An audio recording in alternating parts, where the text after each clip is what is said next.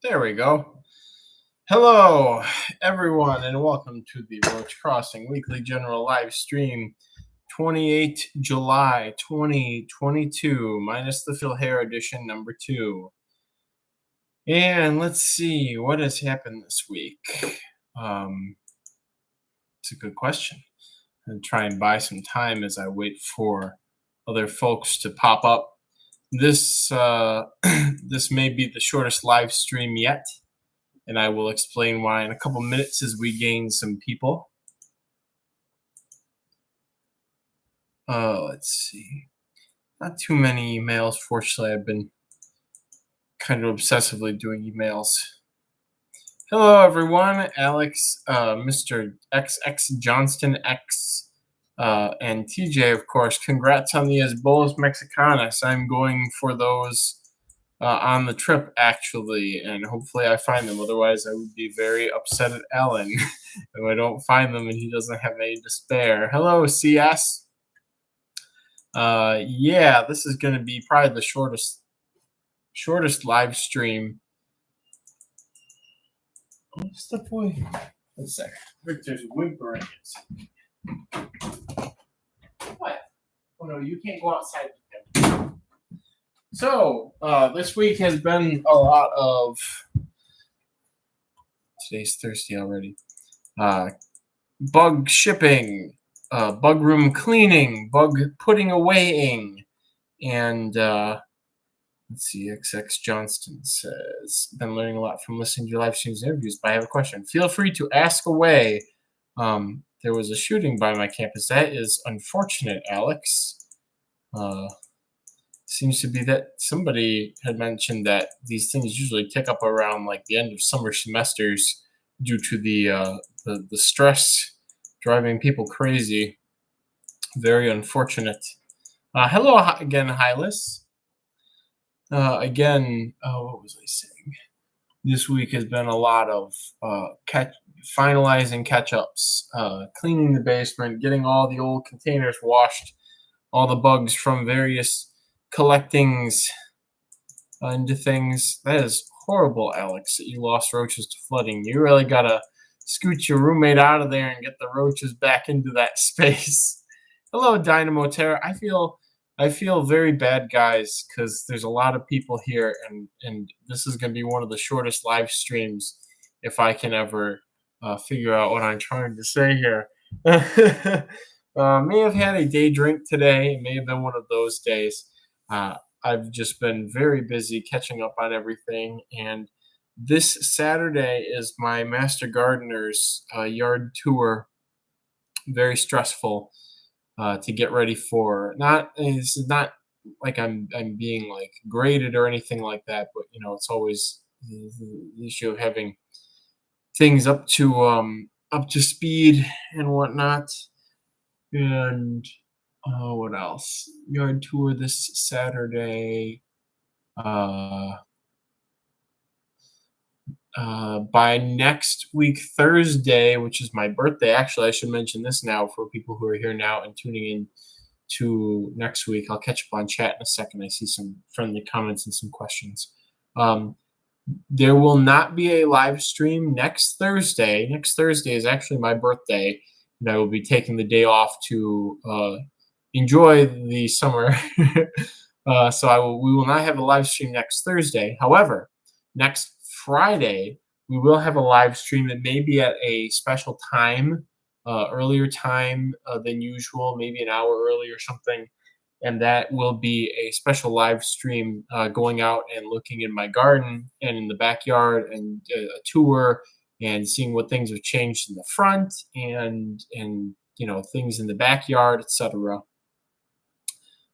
So it's a lot of things. Last shipping day is next week. I have to take care of all my bugs one more time before Arizona, which is I start the trip on August 8th. August 8th. So I have to have all my loose ends tied up before then. Christian, who is currently outside right now working on some things, needs to be briefed on how to take care of all these wonderful living things that are that need care and attention while I'm gone. So What is this? Alex says the Rhode Island Master Gardeners are effing lunatics. Yeah, this is a county level. I mean, a lot of these Master Gardeners associations all associate in some ways. I think with the national level and stuff like that.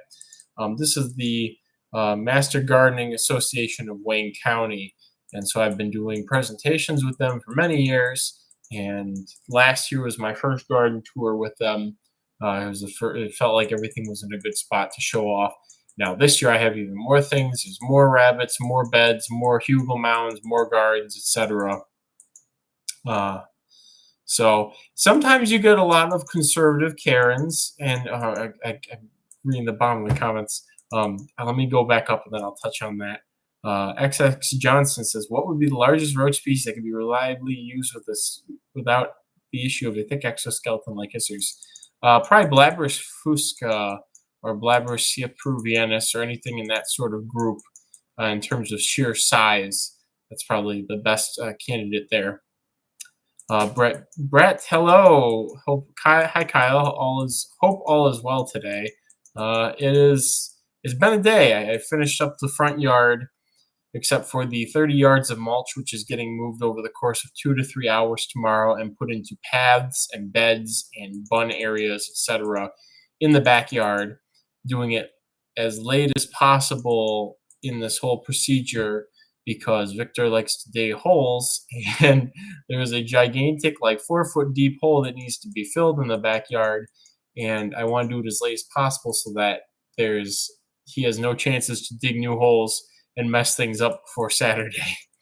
So it's going to be something. I have more bunny cages to build and some fencing and stuff to put away and all kinds of stuff like that. I see Alex echoed my comment on Blabberus fusca being a good choice. Thank you, CS, for the happy birthday wishes. The big 3-0. Honestly, I've been feeling younger. Oh, God, as if 30 were that old. I've been feeling younger the last maybe year and a half than I have in a while, which is great. Probably a number of reasons for that. So, XX Johnson says, I was told fusca before, but I've seen some sizable pepper roach colonies. Yeah, pepper roaches won't tolerate quite as much crowding as fusca will, or Blabberus. And Blabberus won't tolerate as much crowding as Blabberus will. And Blabberus will not tolerate as much crowding as Pycnoscelis will. So it depends on, the size and scale of your operations. So, yeah, I am not on the books as a master gardener, but I have a weird association with them because I give talks to them, and I give gardening talks and whatnot with them, and do things like host the garden visits and whatnot. But I'm not actually a member, although I should be, and if I asked, I would be. But I don't know if I'm going to be in Wayne County forever. So now after putting it off for so many years, so I was like, well, if I'm going to move to Monroe County, like, why would I become a master gardener of Wayne County? I'll have to roll with the Monroe County Master Gardeners next. But anyways, your new roommate's dog obliterated one of your willows, says Alex. No goodness, no energy at 26 and you were getting worried. Yeah, I've actually noticed that anytime I stop doing stuff like outdoor work and just anytime I stop keeping busy, aches and pains start, especially with my lower back. But if I'm constantly doing things, I actually don't have too much pain overall. It's gotta be something to that, probably getting the lactic acid out of my joints or muscles or something weird like that. Dynamo Terror says, speaking of fusca, my colony apparently managed to survive 6 weeks with zero care while I was in Maine, with a full head of lettuce thrown in beforehand. Yeah, so my strategy for all the bugs while I'm gone is they're going to get, actually, 2 weeks is not really anything to a lot of my roach colonies and isopod colonies. A lot of them regularly go 3 or more weeks without inputs other than maybe watering. And because I want to keep things running smoothly and, hit the ground running when I get back home, they will be watered while I'm gone, but there won't actually be any sort of food inputs in pretty much any of my colonies of roaches and stuff for that whole period of time. Again, it's pretty normal for them to go several weeks without any additions of anything. So the bigger problem is when I get back from 2 weeks and everything is doing fine, and then I have to put away a bunch of bugs and I have to physically recover from, it's going to be a lot of solo driving. I have to drive from Michigan to Utah solo both ways, basically. So I have to recover from that, take care of the bugs that I've just caught that aren't in permanent enclosures, uh, take care of my animals when I get back home, the house stuff, etc. It's really all of that stuff that then makes me push things. Oh, well, they're fine for 2 weeks. They'll be fine for 3 weeks. Oh, they're fine for 3 weeks. They'll be fine for 4 weeks. And so that's what I have to avoid. And part of that is mitigated by just having somebody here to help me with maintenance of things, because then I can take a day and do all the roaches, do all of this, do all of that, and then focus on the new stuff that's coming. So Tennyson says, I've done a little more looking into the Serratia, and it seems there's not a lot of info on how it affects roaches. Your blog post was the only useful thing I found. Yeah, I mean, there's other than I think the stuff that's in my care guide, and I haven't read the newest All Pet Roaches book, but there's very little about illnesses and conditions affecting roaches out there. Because other than pest control, higher academia stuff, there's never really been a reason to categorize or try to fix roach problems. So, but I have found that if you have a colony going, every once in a while you may get those Serratia infected individuals. You can just call them or just cross your fingers and hope that they recover. They have a higher chance of recovering from it if they're in an early instar. And so, but it's Serratia, I don't know what species are responsible. It could be, we know so little, it could be a roach-specific species, and I would like to actually maybe do some co-op research on this in the future.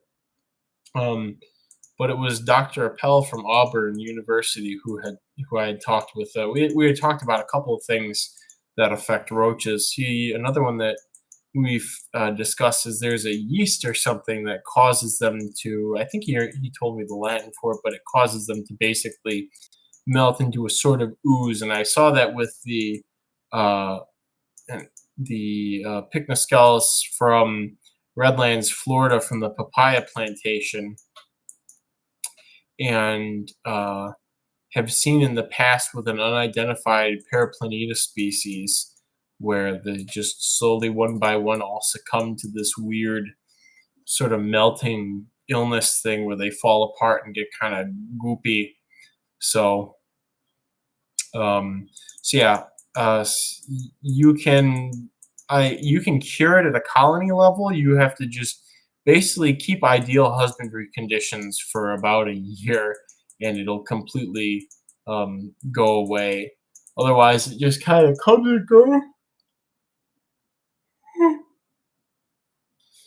and goes, and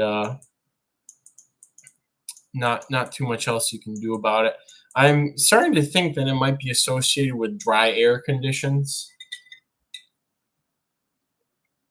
because I've noticed less of it towards the end of the summer when all my cultures have been very humid because of the high air humidity, and more of it during the winter. My air humidity is very low.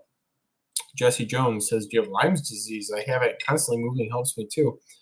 I haven't actually ever been tested for Lyme, and I've never been bitten by a tick that carries Lyme, but I think it might be a psychological thing too, in part, or just working every day or keeping physically active. Things don't stiffen up, and you have more muscle mass that you're using, so that you aren't just stressing or straining something that hasn't been moved, and then suddenly you feel something pop or you feel something tighten somewhere. So Alex says, I almost did a PhD with Dr. Bell. Did you mishear me say Dr. Appel, or is there or is this a tangent about research type stuff? I never heard of a bug related Dr. Bell. um, yeah, I guess I don't know who Dr. Bell is. Also, there's a Dr. Appel. There, why wouldn't there be a Dr. Bell? And maybe there's also a Dr. Ah somewhere out there, somewhere. So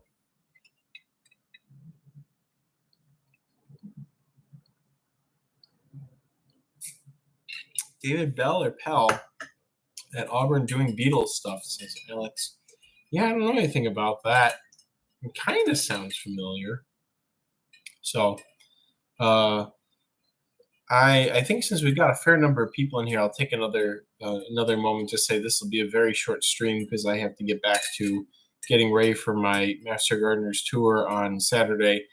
And also that next week there will be no stream on Thursday, but on Friday we will be doing one of those special streams where we go outside. I'll do a tour of the front yard so we can see what's changed and what's blooming now, what's going to seed, and any cool bugs go in the backyard and whatnot. Tennyson asks if Aranavega tonkawa could be kept with glabrous species Honduras.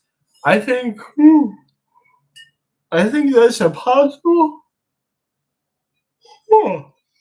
I think that's a possible combination. You probably have to start with a few Honduras and a fair amount of tonkawa to make it work. Stack the deck in the tonkawa's favor. David Held, probably who you are thinking of. I also don't know a David Held either. David Bell, David. Oh, Alan. Oh, hi, Alan. David Held, who you are probably thinking of.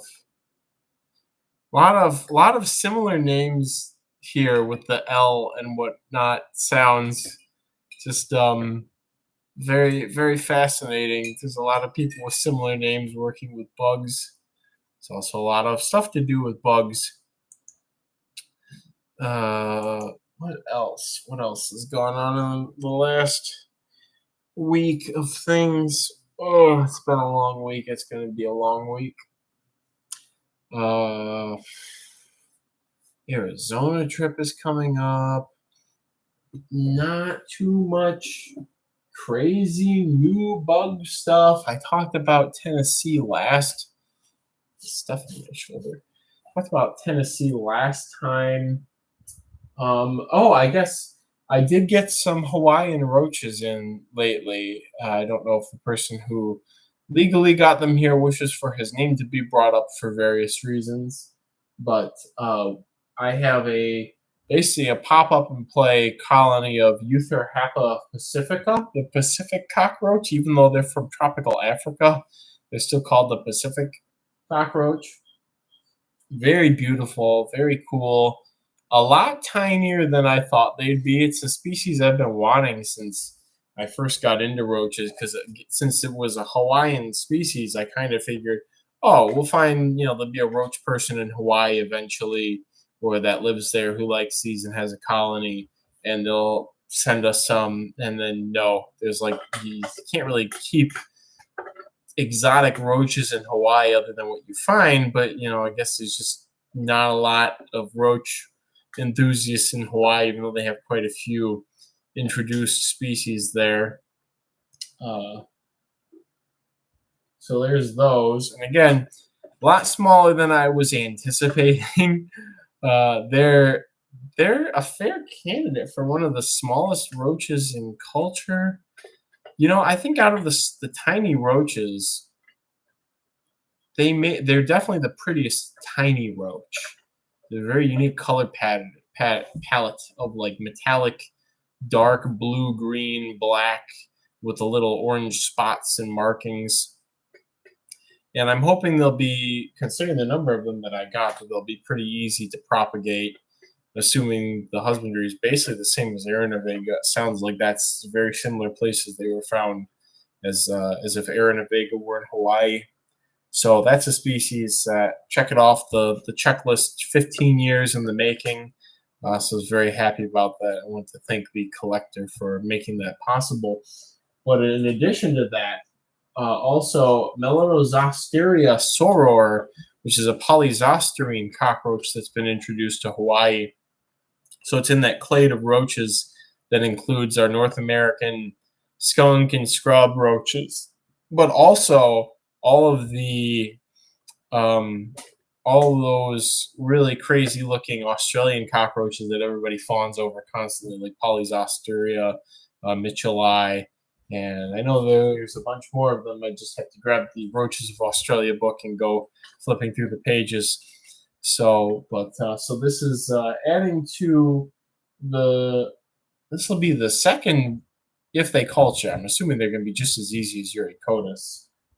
So, assuming they culture, this will be only our second old world polyzosterine cockroach in U.S. culture, maybe in world culture, unless people are smuggling things out of Australia. Uh, so the first being Drimaplaneta semivita, which is from the Gisborne cockroach from New Zealand. I think they might be introduced to New Zealand from Australia. Kind of weird how these polyzosterines get around. Do you know if the Melanozosteria are they soror or another species, TJ? Okay, so the Drimaplaneta are introduced to New Zealand from mainland Australia, and Melanozosteria soror are introduced from Hawaii from probably Australia, I would think, or some other. They might be Australasian distribution. So, and TJ and I were talking, and I might be misremembering the size that Uricotis species Venezuela gets to. We'll see what these ones that I rear up get to, and how they compare with what I remember. But Melanozosteria seems to be the smallest polyzosterine. At least Melanozosteria soror seems to be the smallest polyzosterine in culture too. Very small. I think barely 2 centimeters or a bit smaller. Quite cute little roaches. So hopefully those get going. I was supposed to get another strain of Neostylopyga harlequins. The planets did not align. However, those can just be shipped in at a later time. Did also get some Armadillidium vulgare from Hawaii, and I'm aiming to collect Armadillidium vulgare from all 50 states. So if anybody's here thinks you're in a state that I need, let me know, and I would like to get some vulgare from you. Who knows what genes there are? Who knows what populations? I think I have Colorado already, Alex. I have to double check. I'm actually not really 100% sure what all states that I do have. So, yeah, I do know some places are going to be very difficult, like Alaska. You and Carlos need to chill with those vulgare. No, I want all of them. Connecticut and Rhode Island, I think I do need, actually. States I do have. Alabama, Ohio, Michigan, California, Tennessee, New Jersey, Arizona, Texas.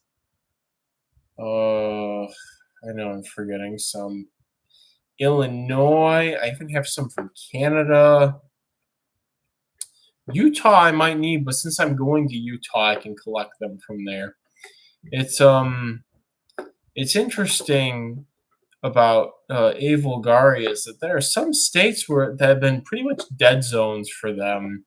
One of which that continues to pop into my mind. I know Canada isn't a state, Alex, but still, it's the big state entity to the north of the United States.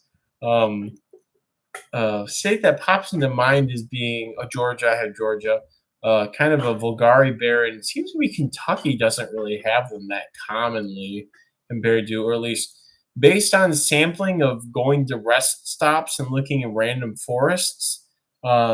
Kentucky has kind of been a bust for them. I don't think they like the clay soil, and instead, in a lot of places that have clay soil, or some other aspect to it, uh, seems to be that Nazatum outcompete them or replace them in those places. So, so yeah, there's quite a few states I still have left to get. I think my personal favorites have been the ones from up near Paradise in Arizona, the ones from Montgomery.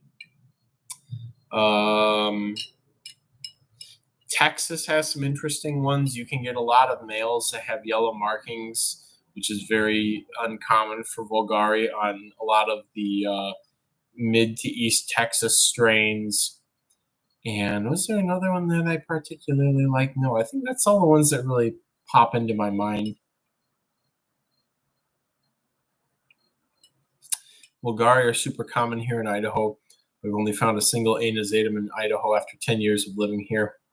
Interesting. Actually, I need Idaho. I think pretty sure that I need Idaho actually.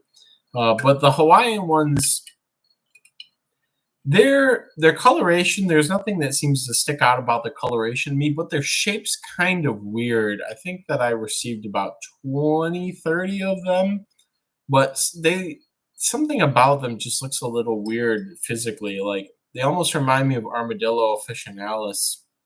I know that they're not, but there's just something about them that seems kind of weird about them in that respect, like the proportions, like the first segment after the head or something just seems a bit odd. The local population of A. vulgari seems very sensitive, says Hylas. Yeah, I think, or it could be a moisture thing that the clay holds moisture really well, so they don't really like moisture as much as Nazatum do. So, but yeah, so that's my end goal eventually is to have all 50 states. It's nice to get them from kind of memey places. Like I'm supposed to get some from New York, like from Central Park or somewhere like that. Yeah, so there's it's kind of something I'll just doing gradually over time as I can, and maybe one day offer a gigantic sampler of all 50 states or something. In Puerto Rico, they probably occur in Puerto Rico too. I have to check out iNaturalist for that. So, how did I get on this? Oh, Hawaiian bugs. Also received some Paraplaneta americana from the Pearl Harbor Memorial. So that's something. And again, I don't want to. I'm not drawing conclusions from a couple of individuals, but they seem bigger than other Paraplaneta americana I've seen. So, so yeah, that's about it. That's up. Trying to think what else. Be a lot more up maybe next week, and again, it'll be less of a with me wrapping up a lot of projects and just sort of getting into a point of being able to leave everything to coast while I'm gone. It'll be a lot more of a show and tell episode than a general catch up type thing. So, and I think after next Friday, so the next again for everyone who's tuning in really late now, again, next week's live stream will be on Friday and maybe an hour early. I'm going to try and schedule it. I might do it tonight or something off my phone when I get a minute. Because I have to, if I'm going to do live stream on my phone, I can't switch from doing here to another live stream. If I want everybody to get a notification as soon as it goes live, I have to set it up from my phone on the YouTube app. So, but next week's live stream will be on Friday. It might be at a different time than usual, so keep that in mind. Read through a couple comments before wrapping up here. Tennyson says, my area throws a lot of high yellows as well as some brown Vulgari. Trying to target the brown right now to maybe cross eventually with the high yellows.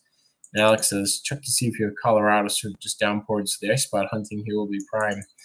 Yeah, the other thing, though, is even if I do need Colorados, not the best time to receive new things if I can avoid it, because I'm going to be gone can't really micro. I know they're just Vulgari, but the thing is, it's another thing to set up and just to get ready. And I'm already gonna be a little strapped for time next week as is.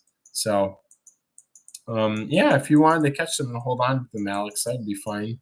Also, so we have hit 30 minutes, and I'm going to again wrap things up early so I can go and continue painfully working on the things that I have to get done before Saturday.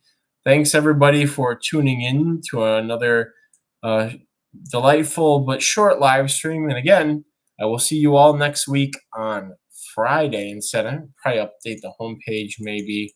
I don't know.